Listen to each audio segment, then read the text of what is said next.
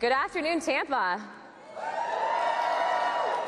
For those of you who might not know who I am, my name is Congresswoman Paulina Luna, and I have the joy, thank you, I have the joy and privilege of representing Florida's 13th Congressional District in Pinellas County.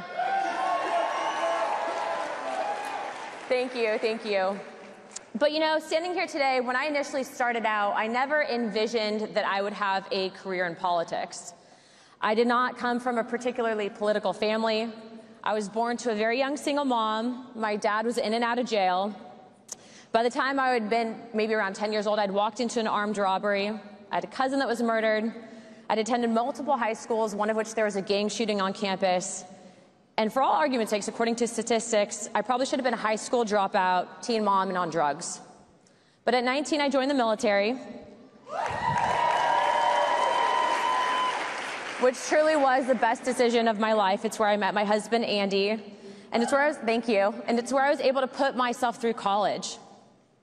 Eventually, I ended up taking the MCAT twice and had this goal and objective of becoming a military physician. But it was during my gap year when I was volunteering as a counter-trafficking activist that I really had my turning point moment. You see, prior to 2016, then candidate Trump was talking about the correlation with an open border and human trafficking. And I think most people will agree that open borders hurts people on both sides. Here I was, a female Hispanic veteran, granddaughter of immigrants, and I argued that it wasn't racist or xenophobic to want border security, yet I was called a race traitor. They would actually always make fun of me and call me a coconut. It means that you're brown on the outside or white on the inside, of which I would always respond, well, I'm more like a vanilla wafer, and that seemed to really tick them off. But in my opinion, if you're given a position of power or a platform and you don't speak out against injustices, you're just as complicit as the injustice that occurred.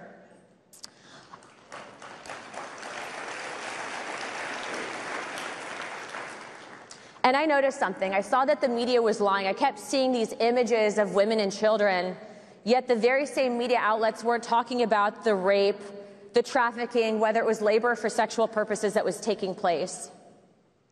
I made a video like any good millennial will do, and it went pretty viral, talking about why I believed in border security and why I supported President Trump. And eventually I was invited to an event called the Young Women's Leadership Summit, which if you've been there today, shout out to all the women in the audience. It was at that event I realized I wasn't the only one, and shortly thereafter, I kid you not, one day before I was supposed to go to medical school, Charlie Kirk calls me and says, "Hi, Anna, my name's Charlie Kirk, and I'd like to offer you the job as the National Hispanic Outreach Director for Turning Point USA." So I literally, thank you. I had 24 hours to decide what I was going to do. Was I going to go down one path, which was medicine, or was I going to go down a very different path that seemed like I was being pushed in the direction of politics? And after thinking about it and talking to one of my mentors, I realized that I could help people in a way that I probably could have never dreamed of through medicine, and that was through legislation. The impact and the reach I would be able to have, I could actually potentially bring the change and be the change that I wanted to see happen in this country. So in 2020, I decided to run for office. And in 2020, I was not successful, but when you fail, you try again, and you will be successful, I promise you that. Everyone remembers that BLM was a summer of love, and I promise you, I'm not just telling you this to bore you, I'm not just telling you this to make you feel bad about the life and circumstances which I was born into, but this all correlates, because when you're in your biggest struggles, I do believe it's God putting you there, preparing you for something.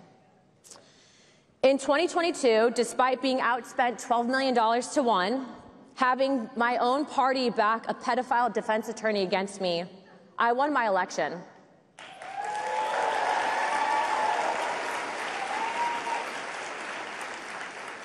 And it was a massive learning curve. You would think that when you go to Congress that they send you there and they want to teach you how to legislate and they want to teach you how to put forward and do the right thing, but they don't. They want you to go up there, go to the lobbyist parties, they wine and dine you, but they don't actually want you to advocate and do what you promised to do on the campaign trail. So I read the rule manual. It's crazy what happens when you read books. Read it multiple times, in fact. And shortly after getting elected, I had this egregious hit piece come out from the Washington Post. Just real quick, how do we feel about the Washington Post? Now, I told you a little bit earlier about the background in which I came from, and this hit piece tried to discredit everything about my life. They tried to say that I was a registered Democrat in the state of Washington, of which they had to retract because that was provably false. They actually were able to access my military records as a sitting member of Congress, contact my old supervisors trying to dig up dirt on me. They reached out to my mom and asked for proof of death that my grandmother passed away HIV positive. They even went as far as saying that I made up my father's incarceration record. Little did they know that I had receipts for all of that, but they didn't want to print the truth because people like me on the left, we're not supposed to exist. We're supposed to be Democrats, we're supposed to be leftists, and we're supposed to embrace, especially if you're Hispanic, we are supposed to embrace open borders. They want us to pretend that all Hispanics are legal and say nothing about labor trafficking or child trafficking affecting our communities. And I'm not going to be silent on that matter. Had that article not come out, had I not have the facts to back me, Time magazine would never investigate it, and even though their hit piece was meant to destroy me, it actually ended up empowering me. In fact, Time magazine named me as the next 100 most influential people in the world next to J.D. Vance.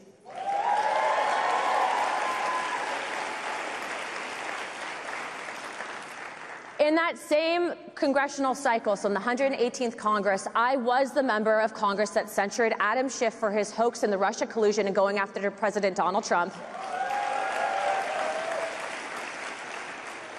And I was also the member that led the fight against Merrick Garland, a corrupt attorney general who protected Joe Biden in his cognitive decline, and 4 Republicans voted against holding Merrick Garland in inherent contempt. It just goes to prove the corruption that we have within our own party that needs to be flushed. Drain the swamp indeed, and the swamp is real, I promise you that. In 2024, because of my work and efforts in the previous Congress, I was charged with a task force to investigate some of the most grisly crimes in U.S. history, starting out with the assassination of John F. Kennedy. What I can tell you, and I would say that this model of transparency in the declassification of the JFK records is literally what they should be doing with Jeffrey Epstein.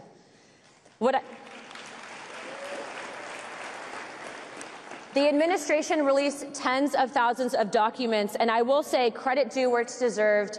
The CIA director, Radcliffe, was the only CIA director in U.S. history who was able to release something called the Joe Neady's files. What this file proved, and it had been hidden for over 60 years, was without a doubt, and this is not my analysis, this is not my opinion, this is based on evidence that we have backings on. Without a doubt, the CIA engaged in a cover-up of the JFK assassination. The CIA lied to Congress. Joe Neady's, who was a CIA operative, did indeed have contact and was observing Lee Harvey Oswald, who in my opinion was a patsy and cover for multiple shooters in the assassination of John F. Kennedy.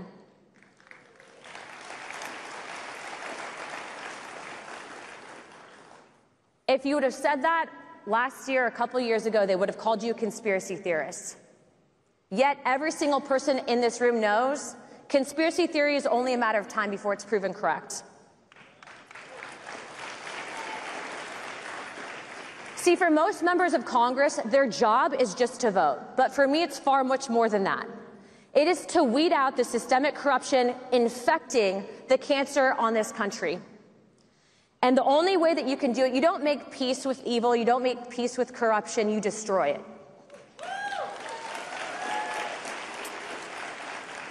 Which brings me to my next thing.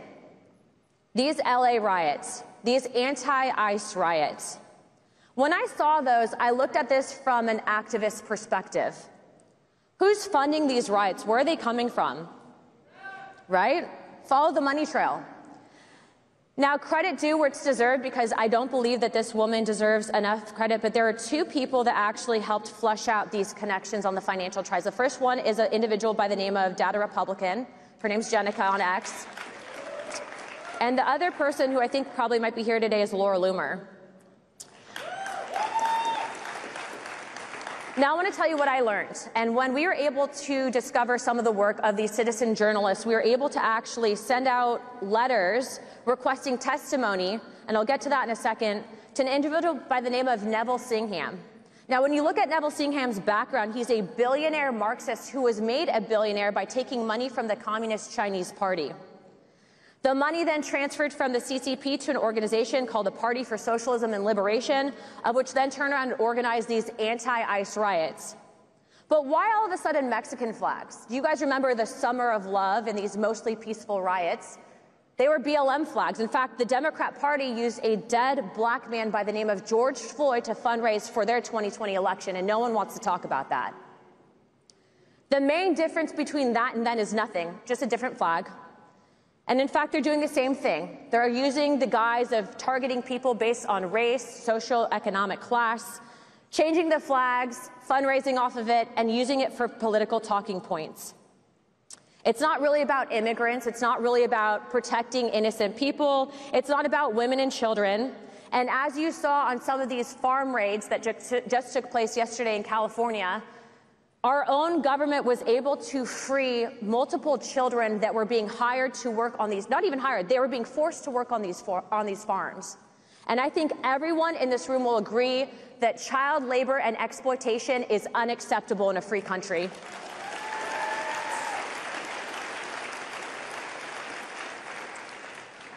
Now, what I will say is there's a really good movie. Who's seen the movie Kingdom of Heaven? Okay, if you guys haven't seen that movie, you really need to watch it. It's a great movie.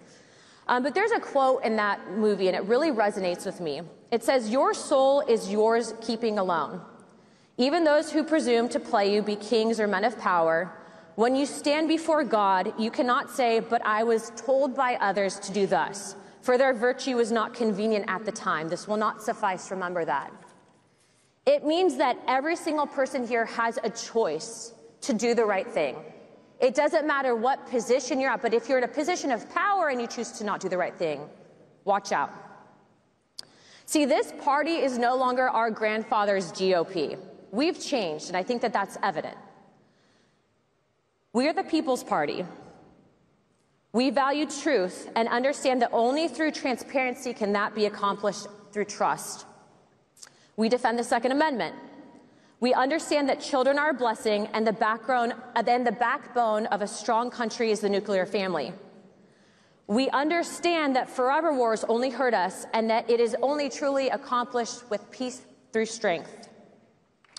We embrace the famous words of one nation under God, with liberty and justice for all.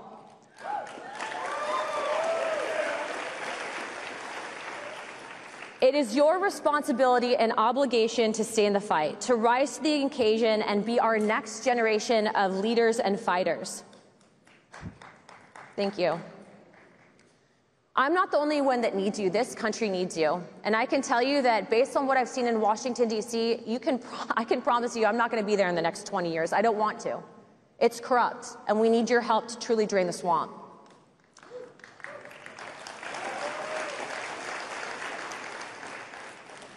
Together, we will keep this country great. Turning Points just informed me, too, that I have a couple minutes to take some questions from the crowd, so I'm going to be opening it up to you guys in a minute. But I do want to say this.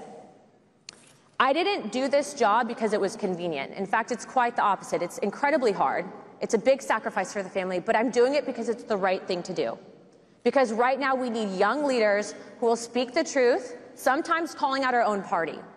If we don't have your voice, we will lose this country, and you're seeing that with some of the elections taking place around this country. Now, everyone says every election is truly important, but when you see them electing open communists, when you see money coming in from the Communist Chinese Party, when you see systemic government corruption, I'm telling you right now, we need your voice to fight it. God bless all of you. Thank you so much for being here today. God bless the state of Florida, and God bless this great American country. Now, if you guys can please line up here, I'll take some questions from the audience. Right up here, find a microphone, and we'll go from there. Hi.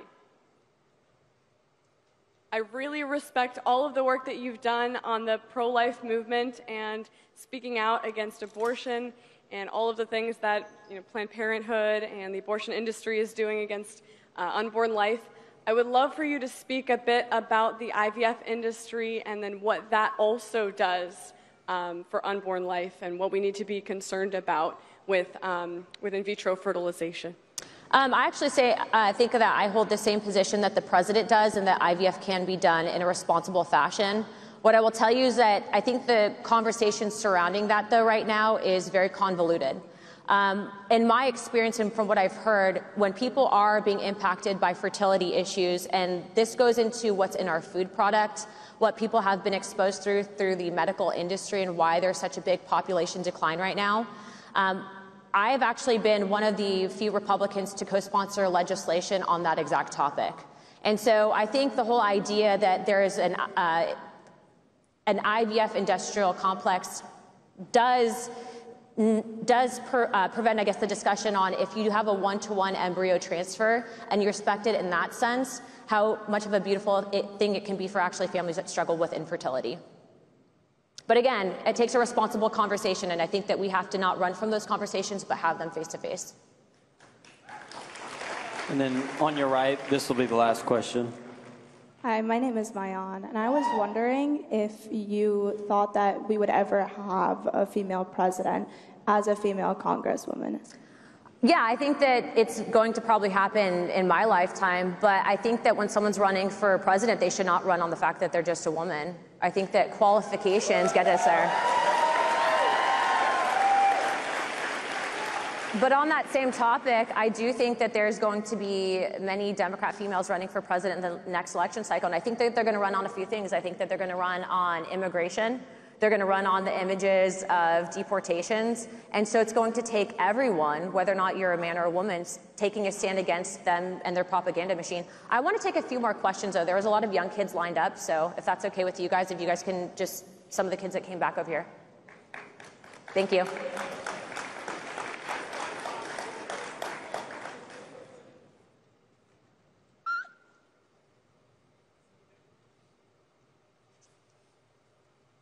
Spot's on you. Hold on, wait 1 second so there's a mic so they can hear. We'll take 5, so rock, paper, scissors. Congresswoman Luna, I have a lot of respect for you as a congresswoman because you sponsor legislation that would give child abusers the death penalty. That's a big reason why I respect you. I got a good question. What type of work have you done with the Trump administration to crack down on child abusers, especially right near the southern border, and what more is there to be done? I'm really glad that you asked this question. So what you're not noticing in the press and the media, any mainstream outlet aside from, I think, Fox News and then, of course, some of the independent networks, is this administration has done an incredibly amazing thing in deporting actual rapists, child exploiters, all of it. In fact, just today was announced that they actually found 10,000 of the over 300,000 missing children under the Biden administration. Now, it's not up to the White House, though, for the policy changes. That actually has to come from Congress. And so I'm going to call out my own party. Why have people not got on board to legislation to increase the mandatory minimums for child rapists and pedophiles in this country? Should it not be the platform of the pro-family party and the GOP to do that? So yes, we absolutely have to get aggressive, but there's been a lot of lethargy, and frankly, people who don't want to take tough votes, but in my opinion, pedophiles deserve the death penalty. There's no rehabilitating a predator.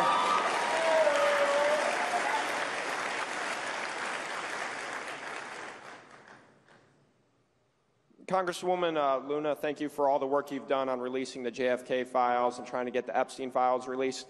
A good friend of yours, Steve Bannon, who I'm also a huge fan of, did an interview with Jeffrey Epstein in 2019, and he recorded almost 15 hours of footage interviewing Jeffrey Epstein. There has never been an interview with Jeffrey Epstein publicly released, except some of the depositions and whatnot.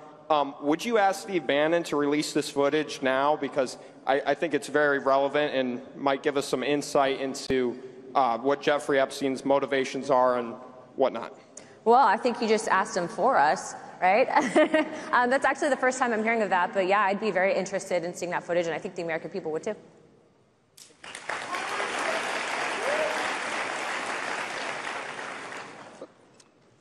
Moving into the 2026 midterms, how do we get over the trend that the party in the White House loses seats in Congress, and just how do we move forward? Well, according to the polling I'm seeing, we're not losing any seats. That's I think that that's a historical record will reflect that, but again, you know, I feel like 10% of us in Congress do 90% of the work. And so it's our whole goal and objective to push the party into codifying and getting off our bums and actually doing the right thing by maybe doing our jobs in Washington. And so if you guys can continue to help with that message, that would be great.